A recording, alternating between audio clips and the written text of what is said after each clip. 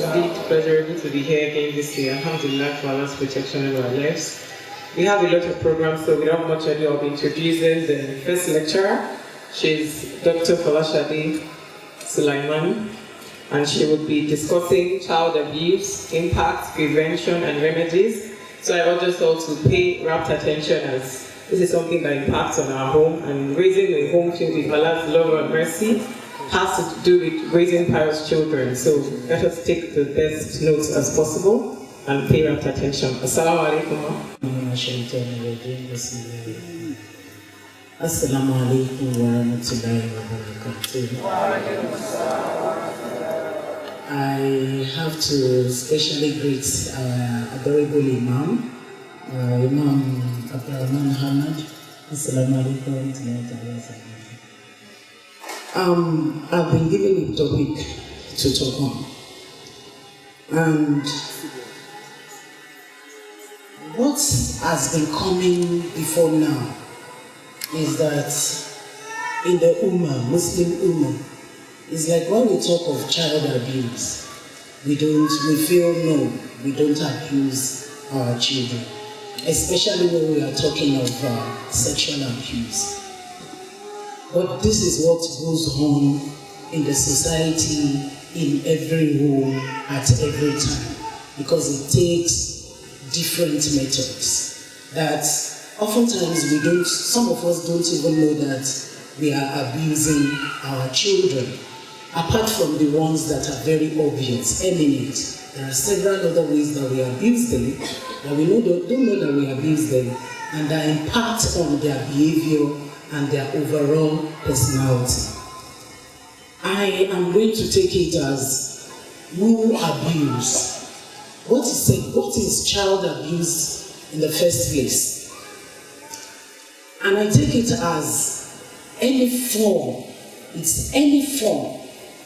or any condition, be it morally, psychologically, physically, sexually, socially, emotionally, that affects the well-being of a child, a growing child, is child abuse. And when we say child, in global context and Nigerian context, it's taken between a girl or a boy below the age of 18.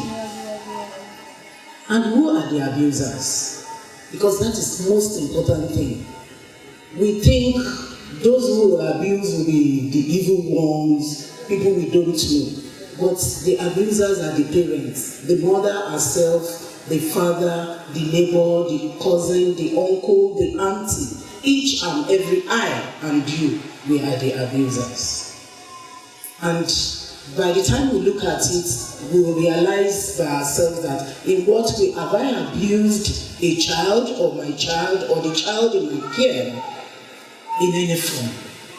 Those are the abusers. They are not strangers. They are not people that are from the moon or that are not within our society. It's each and every one of us. What are the forms of abuse? We have about 5 forms of abuse. The first one is the physical abuse. We all know that. Physical in the sense that we are going to see it is eminent. When a child is beaten, for example, and you can see all the marks, even here, on the face, or when they dirty slap and you can see the hand of the person who have given that slap is on the child. That is physical. We could see it, and we physically abuse them oftentimes when we think we are disciplining them. We want them to do the right thing when we think they have done something that is wrong, and we want to correct them. In the need of correcting them, we beat them. Even when it is allowed, because the West have pointed an accusing finger. When they are talking about child abuse globally, they will point to Islam as a religion which allows abuse. Just because the Prophet ﷺ has said when they are 7 and punish them to pray, by the time they are 10, beat them. But we all know that when the Prophet ﷺ said beat them, it doesn't mean use iron on them. Some people will say a child has stolen 50 naira and they will go and plug iron and then put it on the hand or any part of the child's body. And then in the simple, because the child has committed one single mistake and they will beat the child, the word I will beat hell out of you from a child. So we do that a lot physically. That's one of the form of physical abuse.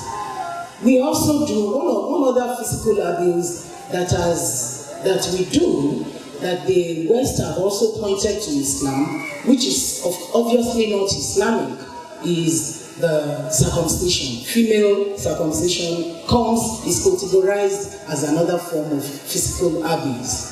Yes, as Muslims, we practice female circumcision, but there are three categories. The first one is to remove the hood of the clitoris. Just there, they will just cut it a bit.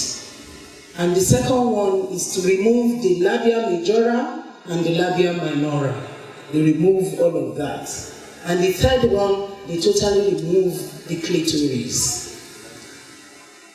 And this, the Rasulullah condemned it.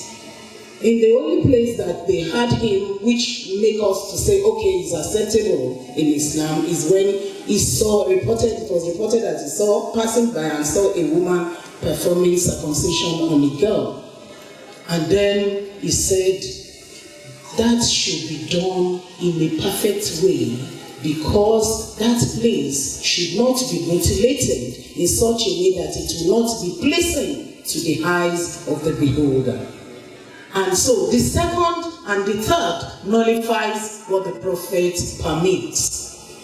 So when we are saying circumcision is something, is not when a child, the clitoris is totally removed, or the labia minora and the labia majora is totally removed, that is an abuse, because it's going to render the vulva useless and not pleasing to the eye, just like the Prophet has said. And I'm sure the first one is the only one that we do, and those who do the second and the third are not Muslims, are not practicing what has been enjoined by Islam, female circumcision.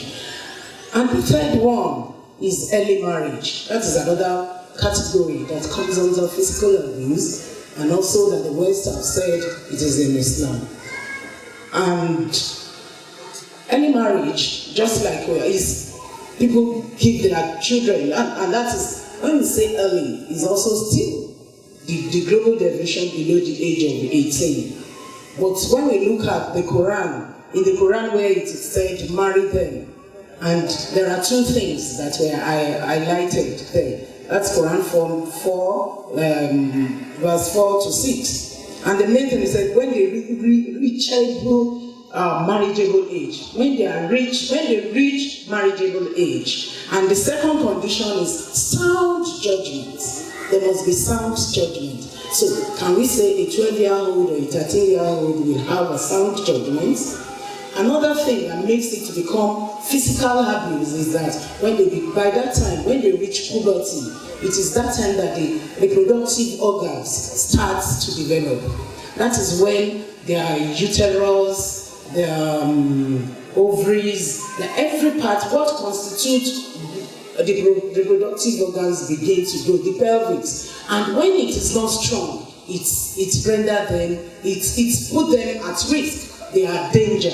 And that's why oftentimes when they become pregnant, before all the reproductive organs are fully developed, they are exposed to health problems like the VVF and so many other problems, which makes them to be physically damaged.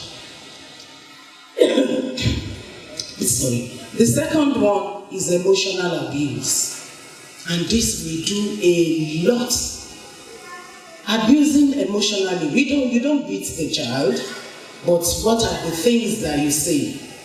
We call them names: idiots, non-entity, stupid, useless. How can you say your child is useless? You can't do anything. good for nothing, all those names that our ulamas, we call the Oranfush. And we also treat them, in some homes, the relationship even some mothers, especially some fathers, is between them and their kids is that of master servants.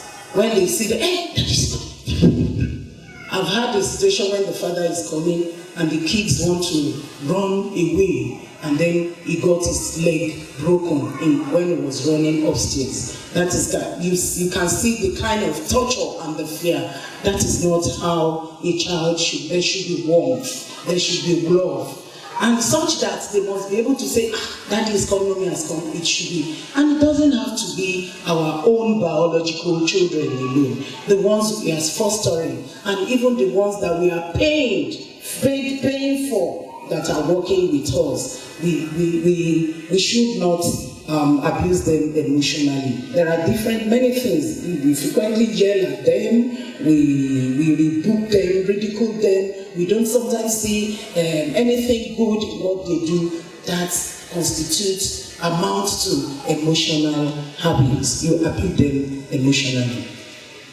The third type is sexual abuse. And that unfortunately is trending. It's trending. Recently, because I know a lot of people here will be familiar with Remedies, in one of the mosques around there, and they just realized that even the person that they have kept there to oversee the mosque is abusing the kids who come to Ileke.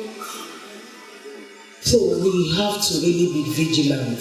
When a child, just like Rasulullah have taught us, when our girls have reached certain age, we have to go separate rooms, even from their brothers. Not to talk of others, significant others. I keep saying it that even fathers, because some stepfathers abuse their girl child.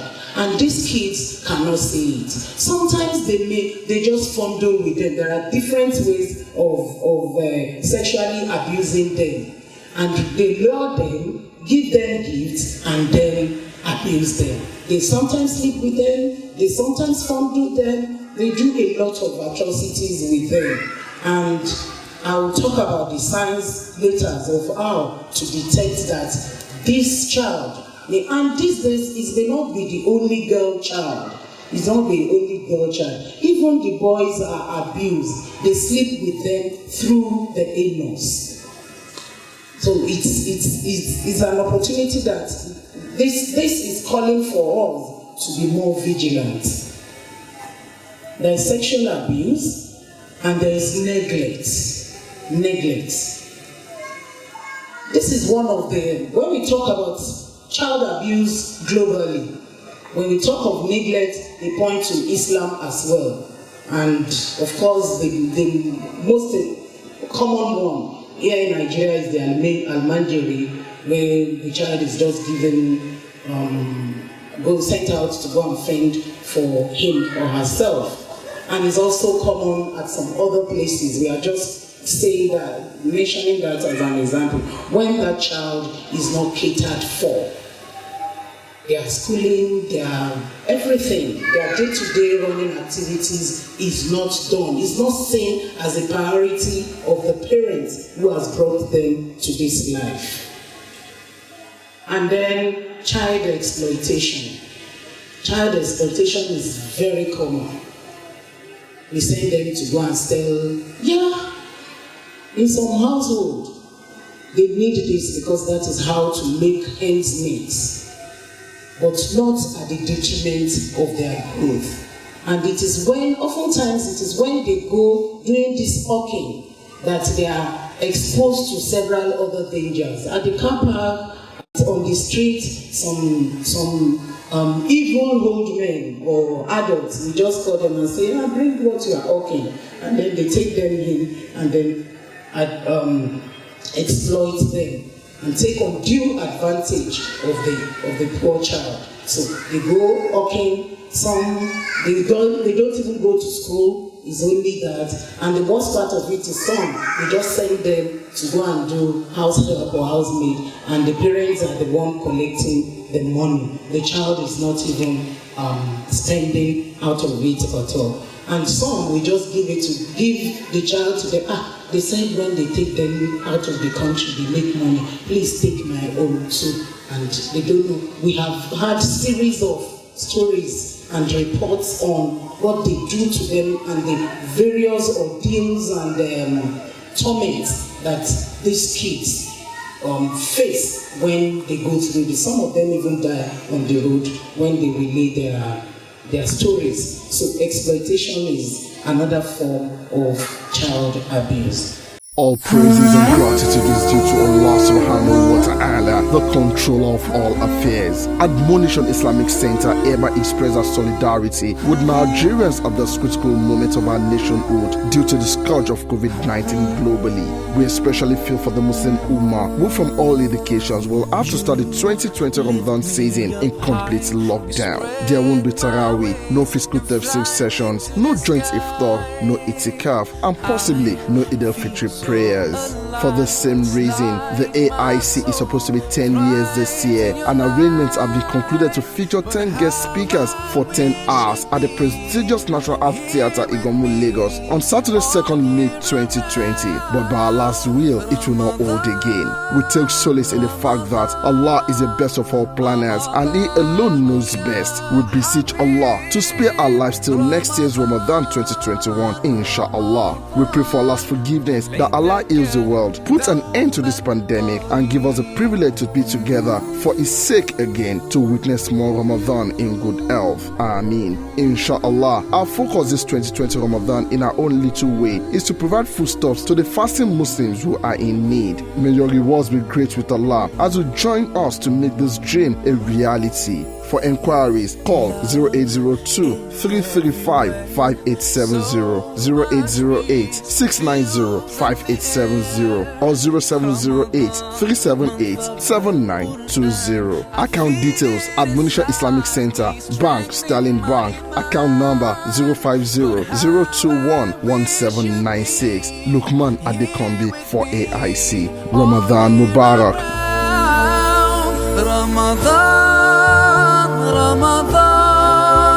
Ramadan, ya Habib. Then I go to what causes it. Refusal to see certain people, especially the person they always want to see before, and all of a sudden they then don't want to see that person, don't want to go to the person, are afraid to. Let us be careful. Then they may run away from home. They may also develop eating disorder. They may not want to eat. They want to socialize. That's part of withdrawing. Some kids may go into the use of drugs. They may also come to suicide attempts, or you see signs of wanting to killing themselves. That's also a sign. And then invariably there may be pregnancy. What are the effects? One of the major effects is fear. There is still fear in that child, and they are withdrawn. And it leads to low self-esteem. They are not assertive. They don't want to. They are afraid. And because of the fear, they either do things in extreme or don't do at all. And it also can lead to physical injury. It can lead to physical injury. And some of those kids that are abused are the ones that will, like I said, they will also sometimes become serial killer because of the anger, because of the damage they feel the hole in their heart. They bottle it up, and when they have opportunity, that person who have done it, they feel like killing the person. And they may also want to kill anybody who has a physical appearance or likelihood of the person is also in danger. That's why we have some kids becoming psychopaths and then serial killers. And they may dictate relationship. They don't want to be in any relationship. They also may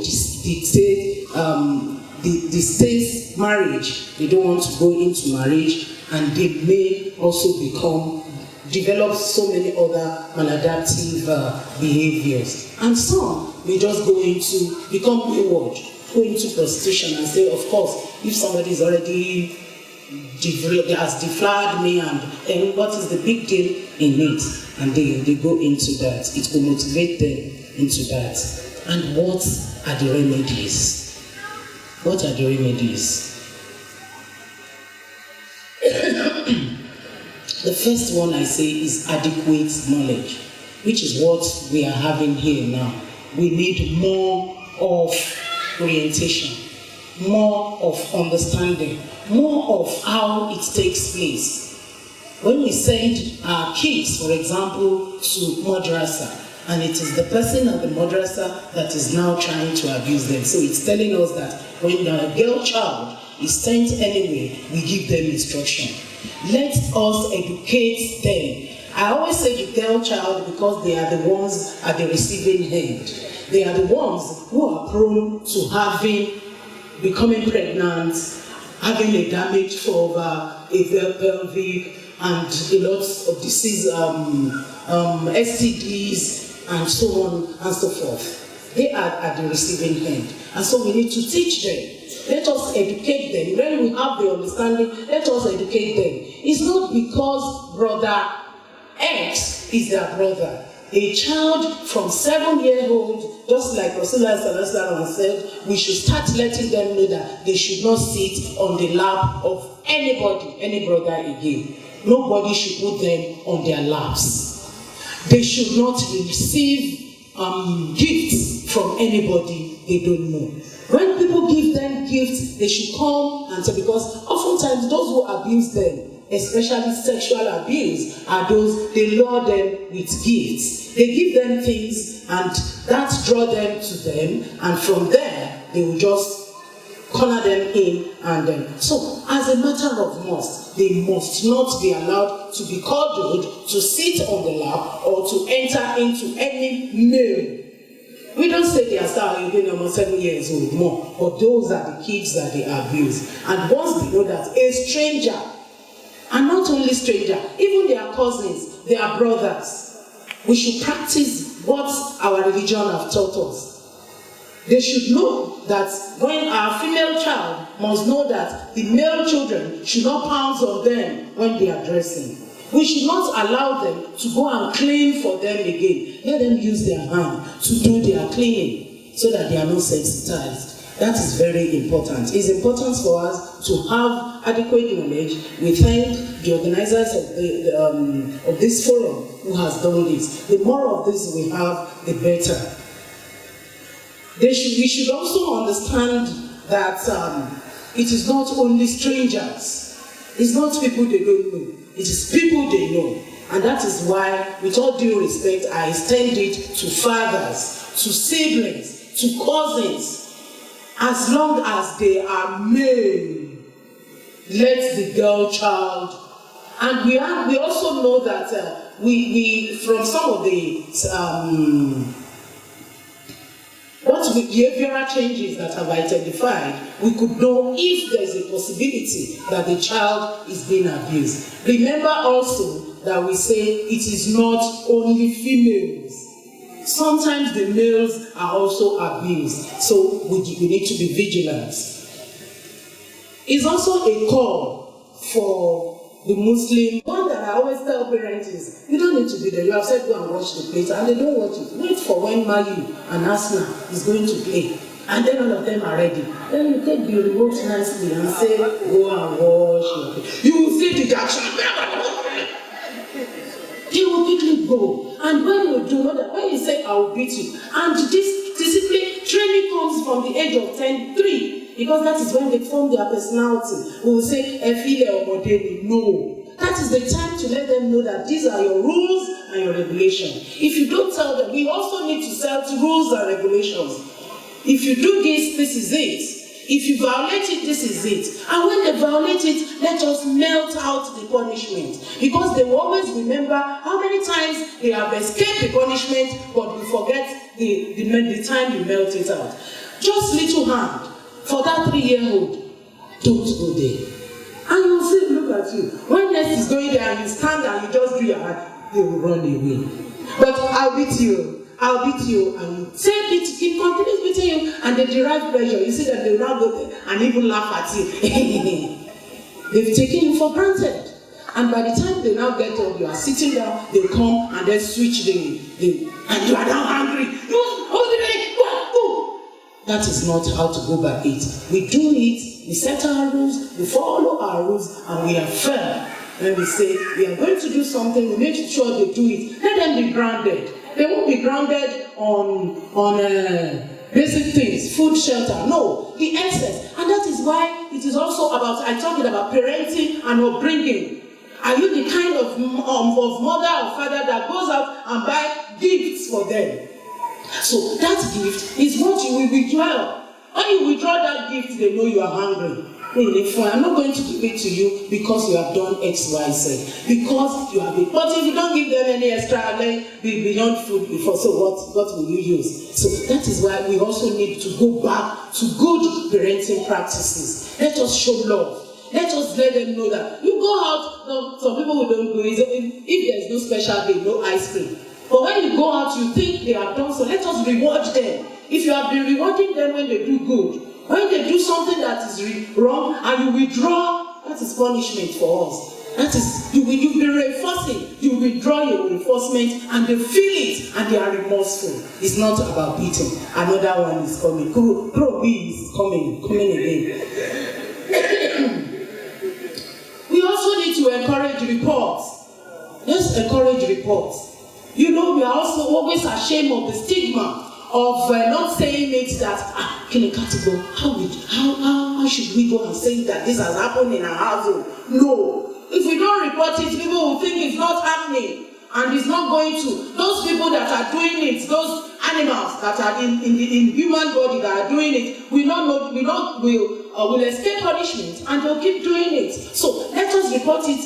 Even if we are not going to go and report it outside, let's go and report it to the ulemas, the ones that are the good ones among us that will make sure that they are punished and they will be severely dealt with, so that it will serve as a deterrent to others. And then the people doing it will also come themselves. I was also thinking of identification of different techniques that we can use in ensuring that our kids are disciplined. We have some of our books out there. Sexuality, you can pick it up and read more of it there. Assalamu alaikum wa rahmatullahi. I hope we thoroughly enjoyed her. I could see everyone taking a few notes. Do you have questions for her? She's taking us through the various forms of abuse, how to manage our anger as parents, and also the effects on the abuse on the children and the likely remedies. We'll take just these questions if they're up to that. Can I see hands?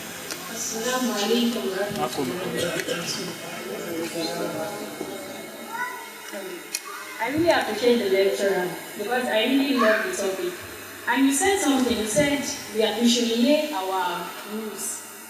Okay, what about those people that have actually exceeded it? Maybe they are actually practicing this child abuse. And on listening to this lecture, they are looking for a way to just, in a way, to us to solve the whole stuff. I don't think you understand what I'm trying to say. So the steps. Exactly. Okay, noted. The brother. I want to appreciate our brother and I want her to know that I'm one of our students from Lagos University. The question is, firstly, I want to just tell us one or two of the techniques you said you want to tell us. Number two is, what's still of the rules and regulation? In case where you hear rules and regulation and the students as we fail to listen to the rules and regulation, the parents just pass anger to people because of the anger because if you act and don't feel like that. Our sister, the person of Professor Airat Sulaimon, we are really appreciated. I really enjoy the topic and the way you love it. I don't really have a question, but it's just an observation I want to make. You see, in this society of this present days, I noticed one thing that fast becoming a trend between our young sisters, even those who wear hijab. They are fond of calling the opposite sex to embrace them, even in public. I think that should be retreated into them. It's honestly, because most of these sisters from there. Thank you. Younger siblings now go to the sisters. You do what daddy says you should do now. Do what daddy says you should do now. So it's a very terrifying situation that we find ourselves in today. And of all forms of abuse, that sexual seems to be of the highest rank. So it's a very, very serious topic. We are not continue to protect us as mothers and our children. So we map out a period. Okay, and we negotiate. That is when rules and regulation comes in. You are not an authoritarian. You have to negotiate and talk in terms of let the person be part of your decision. Okay, you are going to stop doing it. It's going to be, when do you think you'll be able to? And then it says 6 months. Okay. Within that 6 months, there are things that has to be done. There will be the banking hour. There will be, the banking hour is the time that you will come and pick your kind of tokens. Tokens is like something like our ATM card. You know, we use our ATM card in exchange for what? Cash. So we give tokens. You may need about 20 or 30 tokens in order to get the tangible gift. The tangible gift may be hung somewhere in the house or wherever you want it. And then it's there. But what you will use to purchase or to exchange for that gift is your several tokens. And that token we have what we call the banking hour. The banking hour is the time you will come. Let's say, for example, somebody who is an abuser, or a drug addict, or a stubborn child, or an aggressive person, and you want that anger to subside, and you say anytime, and you start saying your and they said throughout, if first, how frequent is it? The person will bang the house, bang the, you know that he does it 2-3 times a day. And then, okay, let's reduce it to 1 time before first. And so, if after a week, overall, usually it's an habit that is done like, let's say, 30 times. And then in this week, they said, we all confirm that it's reduced to 10. You have a token. And you keep it. And then by next week, maybe it's reduced to 8. We give you another token. And you keep it. And then it's reducing, you are collecting your token because it's the collective of those tokens that you have collected that we use to get that tangible gift that we have, that is motivating. That is now what is motivating you, driving you away from that behavior. And then you keep collecting. But another thing that psychologists now put is that there is also a response cost, which comes like a punishment. And what is the punishment? You have progressed, you needed 20 tokens to collect your tangible gift, and you have already reached about 15 tokens. Remaining how many? 5. And then report comes that today the habit has escalated again to 30. What do? We collect all the tokens, we start again.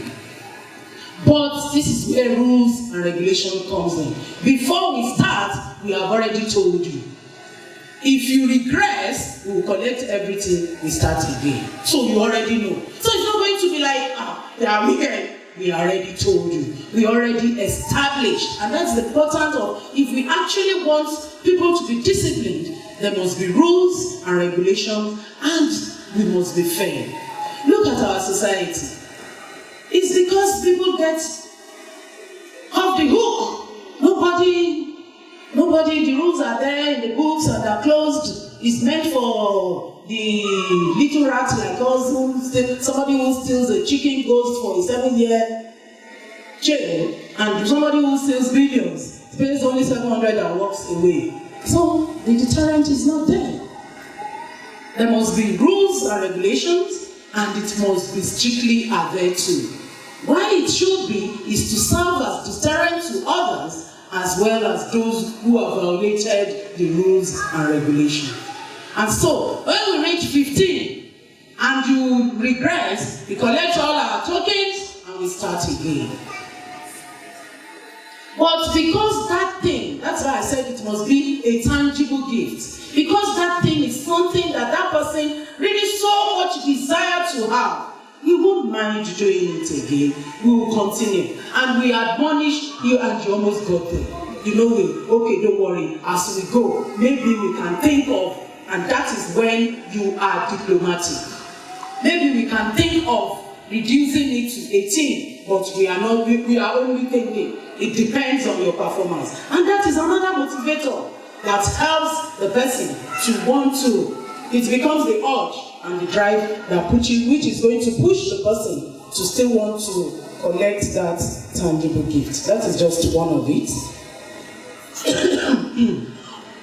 I'm going to leave this issue of submission and excision of limits to our adorable Imam is here. He will do justice to that. He has helped me in so many areas that I'll just refer them, just go and report the man to him. He will call him and then he will do it, don't worry. So I'm sure he's going to. Let's on submission, I'll leave that. But the truth is that, please, Alhamdulillah, I can see a large number of men here. Please help that girl child. It's not about hostility. It's not about hatred. It's not about anything. Anybody can have any other intention. Leave that. That is the first hadith. The person will, if we say Kuluin or Salati or Nuski, the Abbas are here. I'm not a scholar, Islamic scholar here today. But the truth is that if you profess that and you know that Kulukum Rahim, then you won't go and say that person is helping your Jannah, and then you are saying he has. Leave the intention for that person. But because what we are fighting is to ensure that our girl child is properly protected, not molested, not harassed. And part of the process to it is to teach them to know they have to respect themselves. The brother have read something, okay. It's part of it. We know we don't shake hands, and so when you want to give them already, and they'll say, their own is too much. And they will show some Muslim who are the ones that will even extend their hands. That's their own. I always call it the 11th commandment. That's the 11th commandment. The free will. You are free to do whatever you want. That's you and your Allah. But in this process, in this fight, in this helping our girl child, we must all be in it together. Please, they are reducing them, killing their self-concept, not making them to be assertive. And they have to be, because we are in a secular society. They don't have to be timid. They should be able to say no, mean no, and act no. And the way we can do it is for them to realize that even when my father cannot, then nobody dare do it. So please help us to do that, and Allah will make it easy for us. Assalamu alaikum wa rahmatullahi wa barakatuh.